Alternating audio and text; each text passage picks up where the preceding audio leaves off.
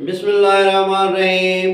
प्यारा बारो अज असां जीम अखर जा आवाज़, जीम अखर जे आवाज़नि जा लफ़्ज़ ऐं लफ़्ज़नि खे जुमलनि में कमु आणींदासीं।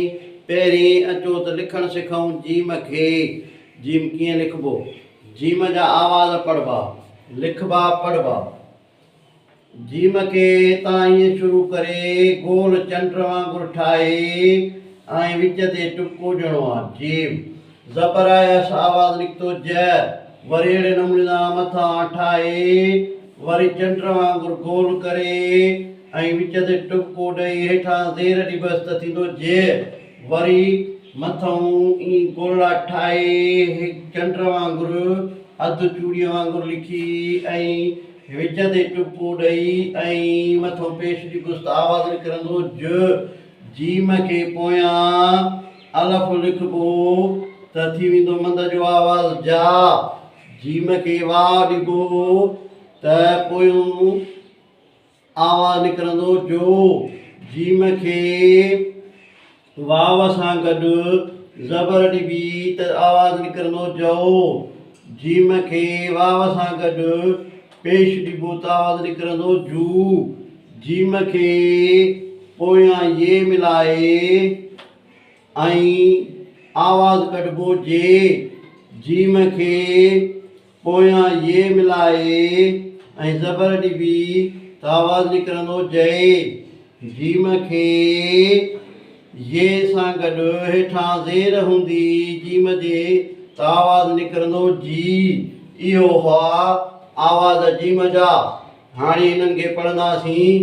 ज, जे, ज, जा, जो, जओ, जू, जे, जय, जी।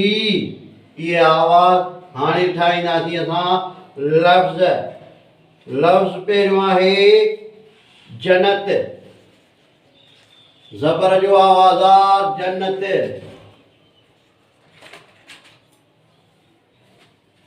लिखंदासीं जन्नत। जीम ज़बर ज, नून ज़बर न, ते ज़ेर ते, जन्नत। जन्नत लफ़्ज़ जी माना आहे बिश्त। जीअण ज़ेर जो आवाज़ आहे जीम ज़ेर जे। हमदो ज़बर ए,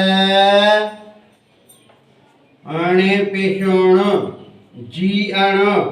टे आवाज़ आहिनि। टे आवाज़ खां पोइ वरी जीअण खां पोइ आहे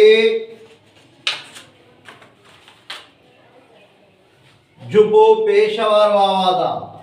पेश वारो आवाज़ आहे जीम पेश ज, बेवा बो, जुबो।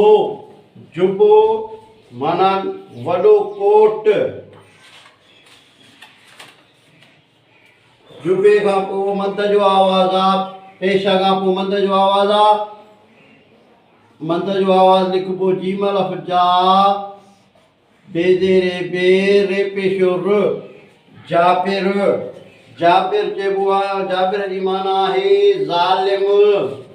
जाबिर लफ़्ज़ जी माना ज़ालिम। उन खां पोइ आहे जीम वा जो, ते ज़ेरे ते, जोत। जोत रोशनीअ खे चइबो आहे। जेका लाट हूंदी आहे उन खे जोत चइबो आहे। जोत। जोत खां पोइ आहे पेश जो आवाज़ जीम वा पेशा जू। हमदो ज़बर ए, रे ज़ेरे रे, जुअरे। जुअरे अन्न जो क़िस्म आहे। उन खे चइबो आहे जुअरे। जुअर खां पोइ आहे जेठ। जेठ लफ़्ज़ आहे जीमीअ जे, ठे पेशो ठ, जेठ। चइबो आहे वॾे ॾेर खे।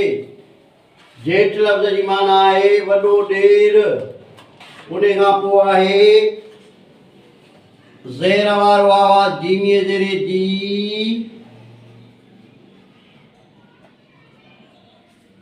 जीम अलिफ नून जां, जी जां, जी जां अमड़ जो प्यार जो नालो हूंदो आहे। जीजा माना माउ। इहे हुआ लफ़्ज़ जेके असां ठाहियासीं जीम अखर जे आवाज़नि मां। हाणे लफ़्ज़नि खे आणींदासीं जुमलनि में कमु। जन्नत लफ़्ज़ जी माना आहे बिश्त। भला कम कंदे त जन्नत में वेंदे। उन खां पोइ आहे लफ़्ज़ जीअण। जीअण माना जीअरो रहणु। असांखे सुठे नमूने सां जीअणु घुरिजे। उन खां पोइ वरी आहे जुबो। जुबो माना डिघो कोट या वॾी कमीस। सियारे में असांखे कपिड़नि जे मथां जुबो पाइणु घुरिजे। उन खां पोइ आहे जाबिर। जाबिर माना ज़ालिम। हू ॾाढो वॾो जाबिर आहे।